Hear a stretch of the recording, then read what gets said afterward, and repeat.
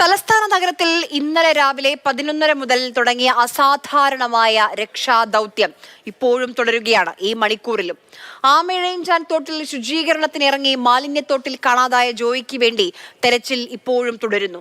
Thiruvananthapuram central railway സ്റ്റേഷന്റെ ട്രാക്കിനടിയിലൂടെയുള്ള ഭൂഗർഭ ഓടയ്ക്കുള്ളിലാണ് 30 മണിക്കൂറിലേറെയായുള്ള തെരച്ചിൽ തുടരുന്നത്. ടണലിൽ അടിഞ്ഞുകിടക്കുന്ന ചളിയും മാലിന്യ കൂമ്പാരവും രക്ഷാപ്രവർത്തനം അതീവ ദുഷ്കരമാക്കുന്നുണ്ട്. വെള്ളം പമ്പ് ചെയ്ത് അടിത്തട്ടിലെ ചളി നീക്കാനുള്ള ശ്രമങ്ങൾ പുരോഗമിക്കുകയാണ്. ഇന്ന് രാവിലെ മുതൽ NDRF സംഘവും ദൗത്യത്തിന്റെ ഭാഗമാണ്. നേവിയും വൈകാതെ സ്ഥലത്തേക്കെത്തും.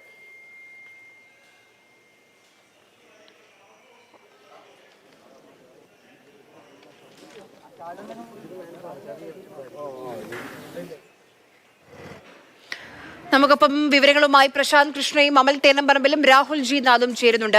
ആദ്യം പ്രശാന്തിലേക്കാണ്. പ്രശാന്ത്, ഇന്നലെ രാവിലെ 10:30-ക്കാണ് ഈ ഒരു അപകടം ഉണ്ടാകുന്നത്.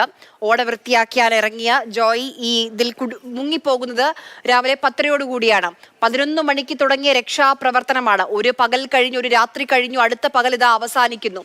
ഇപ്പോഴും ജോയിയെ കുറിച്ച് ഒരു സൂചന പോലും ലഭിച്ചിട്ടില്ല. ഈ ഘട്ടത്തിൽ, ഈ മണിക്കൂറിൽ, ഈ നിമിഷത്തിൽ എങ്ങനെയാണ് രക്ഷാപ്രവർത്തനം?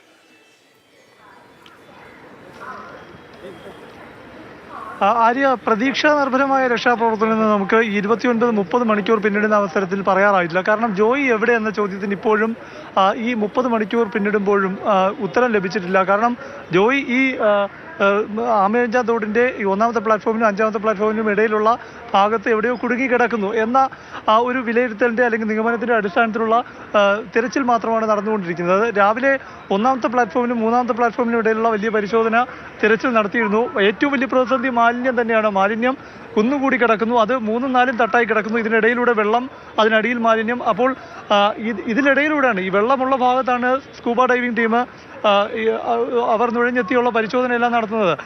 അവിടെ അവർ ഏകദേശം 4ാമത്തെ പ്ലാറ്റ്ഫോം, 5ാമത്തെ പ്ലാറ്റ്ഫോം വരെയുള്ള ഭാഗത്ത് ഇത്തരത്തിലുള്ള പരിശോധന പലതരത്തിൽ സ്ലാബുകൾ ഉയർത്തിയെല്ലാം പരിശോധന തിരച്ചിൽ നടത്തിയിരുന്നു.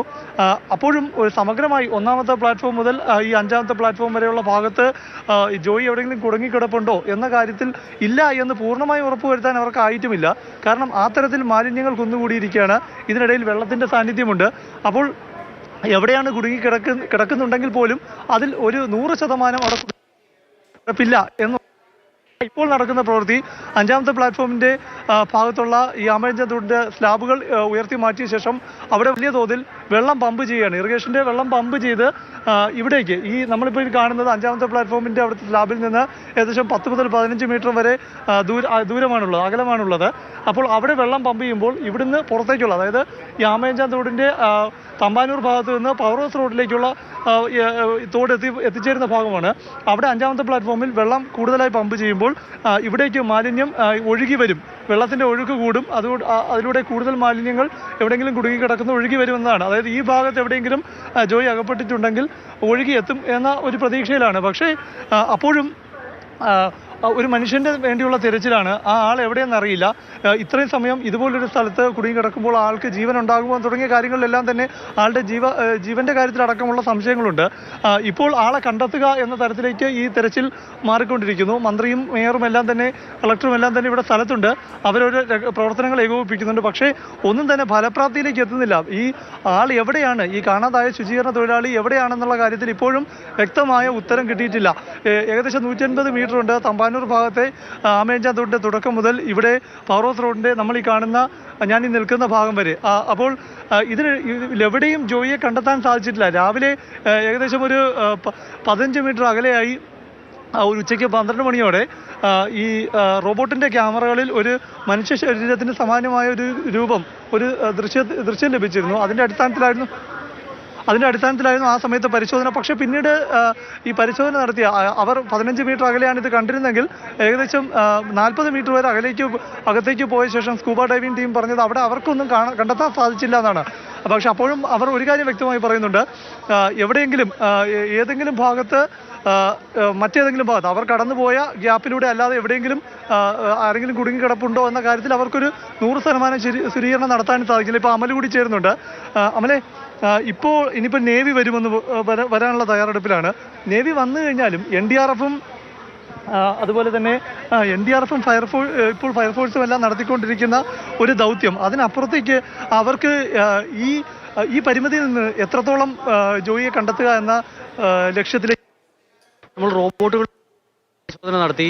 അതിനുശേഷം NDRF സംഘം വന്നു. ഫയർഫോഴ്സിന്റെ വിവിധ സംവിധാനങ്ങൾ നമ്മൾ ഉപയോഗിച്ചു. പക്ഷേ ഇതിനൊക്കെ അപ്പുറത്തേക്ക് ഈ പറയുന്ന സ്കൂബ ഡൈവിംഗ് ടീമിനെയാണ് നമുക്ക് ഏറ്റവും കൂടുതൽ ആശ്രയിക്കാൻ കഴിയുക എന്ന് തോന്നുന്നു. അവരാണ് ഇതിൽ ഏറ്റവും കൂടുതൽ ദൂരം മുന്നോട്ട് പോയതും ഇതിന്റെ അകത്ത് പരിശോധന നടത്തിയതും. ഇപ്പോൾ പുറത്തു നിന്ന് മണ്ണ് മാറ്റിയുള്ള പരിശോധനയൊക്കെ ആണെങ്കിൽ ഒരു പക്ഷേ NDRF-ന് അത് വേഗത്തിൽ കഴിയും. പക്ഷേ നേരത്തെ നമ്മൾ പറഞ്ഞ ഒരു പ്രധാന പ്രശ്നമെന്ന് പറയുന്നത് ഇത് തിരുവനന്തപുരം റെയിൽവേ സ്റ്റേഷനാണ്, തമ്പാനൂർ റെയിൽവേ സ്റ്റേഷനാണ്. അപ്പോൾ സ്വാഭാവികമായും 5 റെയിൽവേ പാളങ്ങൾക്ക് അടിയിലൂടെയാണ് ഇത് കടന്നു വരുന്നത്. അത്രയധികം ട്രെയിൻ, നമ്മളിപ്പോൾ ഒരു മാൻഹോൾ വൃത്തിയാക്കണമെങ്കിൽ പോലും പല ട്രെയിനുകൾ ക്രമീകരിക്കേണ്ടതായി വരുന്നുണ്ട്. പല ട്രെയിനുകളും ആ പാളത്തിൽ നിന്ന് മാറ്റിയിടേണ്ടതായി വരുന്നുണ്ട്. അങ്ങനെയൊക്കെ ക്രമീകരിച്ചുകൊണ്ടാണ് അവിടുത്തെ മാൻഹോൾ പോലും വൃത്തിയാക്കുന്നത്. അപ്പോൾ ഇത് തുറന്നൊരു പരിശോധന എന്ന് പറയുന്നത് അപ്രായോഗികമാണ് എന്ന് പറയേണ്ടി വരും. പിന്നീടുള്ള നേവി വന്നാൽ പോലും നേവിക്കയുടെ രക്ഷാപ്രവർത്തനമൊക്കെ മറ്റൊരു തലത്തിലാണെങ്കിൽ കൂടി ഇങ്ങനെ ഒരു ടണലിനടിയിൽ, ആ ടണൽ എന്ന് പറയുമ്പോൾ മാലിന്യം കൊണ്ട് തിങ്ങി നിറഞ്ഞ് പാറ പോലെ ഉറച്ചു കിടക്കുന്ന മാലിന്യമാണ്. 150 മീറ്റർ സുഗമമായി അവർക്ക് സഞ്ചരിച്ച് പോയി സെർച്ച് നടത്തലല്ല, ഇവിടെ മുഴുവൻ മാലിന്യങ്ങൾ പല തട്ടിലായി കിടക്കുകയാണ്. അപ്പോൾ ഈ പറഞ്ഞ NDRF-ന് കടന്നു കയറുന്നതിന് അത്രയും സ്ഥലങ്ങളല്ലേ അവർക്കുമുള്ളൂ. സ്വാഭാവികമായും NDRF വന്നതിന് ശേഷം അവർക്ക് ഇന്ന് കൂടുതലായി ഒന്നും ചെയ്യാനുണ്ടായില്ല. NDRF-കാർ വന്നതിന് ശേഷം അവർ പറഞ്ഞത് എന്തെങ്കിലും തരത്തിലുള്ള ഞങ്ങളുടെ സഹായം ആവശ്യമുണ്ടെങ്കിൽ പറയണമെന്ന് പറഞ്ഞു. സ്വാഭാവികമായും ഈ സ്കൂബ ഡൈവിംഗ് ടീം താഴേക്ക് ഇറങ്ങിയതിന് ശേഷം അവർ കുറച്ച് മുന്നോട്ട് പോകുമ്പോൾ അവർക്ക് വലിയ പ്രതിസന്ധിയാണ് നേരിടേണ്ടി വരുന്നത്. അവർ തിരികെ എത്തുന്നു. അവർ എന്താണ് അവിടുത്തെ അവസ്ഥ എന്നുള്ള കാര്യം പറയുന്നു. പക്ഷേ ആ അവസ്ഥ പറയുമ്പോഴും അതിനപ്പുറത്തേക്ക് മറ്റെന്തെങ്കിലും തരത്തിൽ ഒരു നീക്കം നടത്താൻ NDRF-നും കഴിയില്ല എന്നൊരു വസ്തുതയോടെ നിലനിൽക്കുകയാണ്. ഒരു കാര്യം ശ്രദ്ധിച്ചായിരുന്നോ, ഇപ്പോൾ ഇവിടെ വലിയ തോതിൽ 5ാം പ്ലാറ്റ്ഫോമിൽ വെള്ളത്തിന്റെ പമ്പിങ് നടക്കുന്നു. ഈ പമ്പിങ് നടക്കുമ്പോഴും വെള്ളത്തിന് ഇവിടെ ഫോഴ്സ് ആവശ്യത്തിന് ലഭിച്ചിട്ടില്ല. അപ്പോൾ ഈ ഒരു 10 മീറ്ററിൽ പോലും എത്രത്തോളം മാലിന്യം അവിടെ കുന്നുകൂടി കിടക്കുകയാണ്. പക്ഷേ അത് പമ്പ് ചെയ്യുന്ന പൈപ്പിന്റെ ദൃശ്യങ്ങൾ പ്രേക്ഷകർ കണ്ടിട്ടുണ്ടാകുമെന്ന് വിചാരിക്കുന്നു. അതായത് നമ്മളിങ്ങനെ കൈ വട്ടം പിടിച്ചാൽ അതിൽ ഉൾക്കൊള്ളാൻ പരുവത്തിനുള്ള ഒരു പൈപ്പാണ്. അതിന്റെ അളവ് എത്രയാണെന്ന് പറയാൻ കഴിയുന്നില്ല. പക്ഷേ അത്രയും ഉള്ളൂ ആ പൈപ്പ്. ആ പൈപ്പിലൂടെ പമ്പ് ചെയ്യുന്ന വെള്ളം ഇത്ര വലിയ തോട്ടിലേക്കാണ് ഒഴുകിയെത്തുന്നത്. സ്വാഭാവികമായും അത് ഈ വെള്ളത്തെ മുഴുവൻ ചലിപ്പിക്കാൻ ശേഷിയുള്ള ഒരു പവറുള്ള വെള്ളമായിരിക്കില്ല എന്ന കാര്യത്തിൽ സംശയം വേണ്ട. ഇത് പെരുമഴയത്താണ് ഒഴുകിപ്പോകുന്നത്. ആ മഴയത്ത് വന്ന വെള്ളത്തിനേക്കാളും ശക്തി എന്തായാലും ഈ വലിപ്പമുള്ള പൈപ്പിനുണ്ടാകില്ല, അതിൽ വരുന്ന വെള്ളത്തിനുണ്ടാകില്ല എന്ന കാര്യത്തിൽ സംശയം വേണ്ട. അതിനാൽ തന്നെ ഇതിപ്പോൾ ഓരോ നിമിഷം കഴിയുന്തോറും സാധ്യത കുറഞ്ഞു വരുന്നു എന്നുള്ളത് നമുക്ക് നിരാശയോടെ പറയേണ്ടി വരുന്ന അവസ്ഥയാണ്. ഈ ഘട്ടത്തിൽ നമ്മൾ ഈ 30-ാം മണിക്കൂറിൽ നമ്മൾ ഒരാളുടെ ജീവനോടെ കിട്ടുക എന്ന ദൗത്യം നടക്കുമ്പോഴും ഇതുപോലൊരു അടച്ചുമൂടിയ ഒരു ഓടയ്ക്ക് മുകളിൽ അല്ലെങ്കിൽ ഓടയിലേക്ക് കടന്നു കയറാനുള്ള പ്രയത്നമാണ് നടത്തിക്കൊണ്ടിരിക്കുന്നത്. ഇവിടെ റെയിൽവേയുടെ കാര്യം, ഇപ്പോൾ റെയിൽവേക്ക് ഇവിടെ പല സ്ഥലങ്ങളിലും തുറക്കാൻ പറ്റും മാനുവലുണ്ട്. ഇവിടെ റെയിൽവേയുടെ മാലിന്യങ്ങൾ ഇതിനകത്ത് തള്ളുന്നു എന്നുള്ള വലിയ വിമർശനങ്ങളുണ്ട്. കോർപ്പറേഷൻ്റെ മാലിന്യം അവർ ശരിയായ രീതിയിൽ നിയന്ത്രിക്കാത്തതുകൊണ്ട് തന്നെ ഇവിടേക്ക് ഒഴുകിയെത്തുന്നു. അപ്പോൾ ഇതിലിപ്പോൾ ഉത്തരവാദി ആരെന്നുള്ള ചർച്ചകൾ നമുക്ക് പിന്നീട് നടത്താം. അപ്പോഴും ഈ മാലിന്യം ഈ 10 മീറ്റർ പോലും തള്ളി എത്രത്തോളം ഇനി തടയണ കെട്ടിയുള്ള പ്രവർത്തനങ്ങളിലേക്ക് പോകും എന്ന നടപടികളൊക്കെ ഉണ്ടാകും എന്ന് പറയുന്നു. അതിലേക്ക് കടക്കുന്നുണ്ടോ? അതായത് നിലവിൽ തടയണ നമ്മൾ ഈ നിൽക്കുന്നതിന് തൊട്ട് മുന്നിലായിട്ട് ഇവിടെ ഒരു തടയണ പോലെ സ്ഥാപിച്ചുകൊണ്ട് ഇരുമ്പ് ഷീറ്റുകൾ ഉപയോഗിച്ചുകൊണ്ട് ഒരു തടയണ സ്ഥാപിച്ച് ഇവിടെ വെള്ളം ഉയർത്തിയതിന് ശേഷം ആ വെള്ളം ഒറ്റയടിക്ക് തുറന്നു വിടുക. അപ്പോൾ സ്വാഭാവികമായും ആ വെള്ളത്തിൻ്റെ ഒരു ഫോഴ്സിൽ ഇപ്പോൾ കെട്ടിക്കിടക്കുന്ന വെള്ളം പെട്ടെന്ന് തുറന്നു വിടുമ്പോൾ ഒരു വലിവുണ്ടാകുമല്ലോ.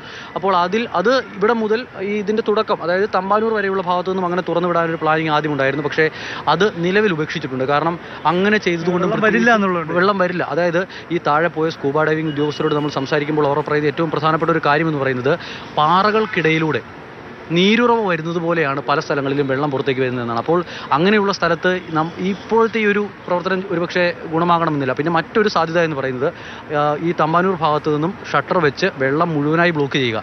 അത് പോസിബിൾ ആണോ എന്ന് ചോദിച്ചാൽ നിലവിലത്തെ സാഹചര്യത്തിലല്ല. ഇനിയിപ്പോൾ അങ്ങനെ ചെയ്താൽ തന്നെ ഏറ്റവും വലിയ പ്രതിസന്ധി ഈ മുകളിൽ ഒരു തട്ടായി മാലിന്യം കിടക്കുന്നു, താഴെ ഒരു തട്ടായി മാലിന്യം കിടക്കുന്നു.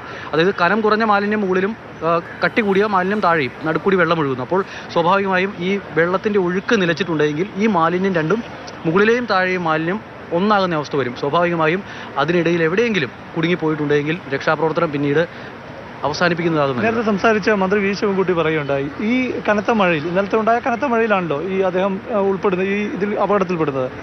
മറ്റേതെങ്കിലും വഴിയിലൂടെ ഈ നമ്മുടെ ഈ ആമേഞ്ചാൻ തോട് തിരിഞ്ഞു പോകുന്ന നഗരത്തിലേക്ക് പോകുന്ന പഴവങ്ങാടി, വഞ്ചൂര് ഭാഗത്തേക്കൊക്കെ ഒരു പാസേജ് വേറെ ഉണ്ടോ? എന്തടിസ്ഥാനത്തിലാണ് അത്തരം ഒരു പാതകളിലേക്ക് എത്തുന്നത്? കാരണം ആമേഞ്ചാൻ തോടിൻ്റെ കോഫി ഹൗസിന് മുന്നിലുള്ള ഭാഗം കഴിഞ്ഞാൽ പിന്നെ അതിൻ്റെ പാസേജ് എന്ന് പറയുന്നത് നമ്മൾ ഈ നിൽക്കുന്ന ഈ പവർ ഹൗസിൻ്റെ അവിടെയാണ്. ഇതിനിടയിൽ വേറൊരു വഴി എവിടെയാണ് വെള്ളത്തിന് അല്ലെങ്കിൽ കടന്നു പോകാൻ? പിന്നെ അമൽ പറഞ്ഞതനുസരിച്ച്, അല്ലെങ്കിൽ നേരത്തെ നമ്മൾ സംസാരിച്ച പലരും ഈ സ്കൂബ ഡൈവിംഗ് ടീമൊക്കെ പറഞ്ഞതനുസരിച്ചാണെങ്കിൽ തന്നെ ഈ നീരോ വരും പോലെയാണ് മലിനജലം പുറത്തേക്ക് വരുന്നത്. അത്രമാത്രം മാലിന്യം നിറഞ്ഞു കിടക്കുകയാണ്. അപ്പോൾ പിന്നെ വേറെ ഏത് വഴി?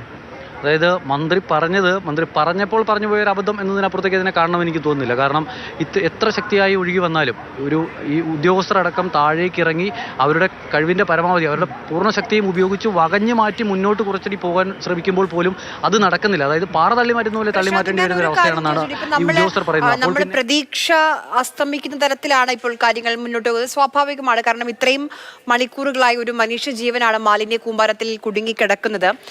ഇപ്പം നേവിയുടെ സഹായം സർക്കാർ തേടിയിട്ടുണ്ട്, പുറപ്പെട്ടിട്ടുണ്ട്. 8 മണിയോടുകൂടി എത്തിച്ചേരുമെന്നാണ് പ്രതീക്ഷിക്കുന്നത്.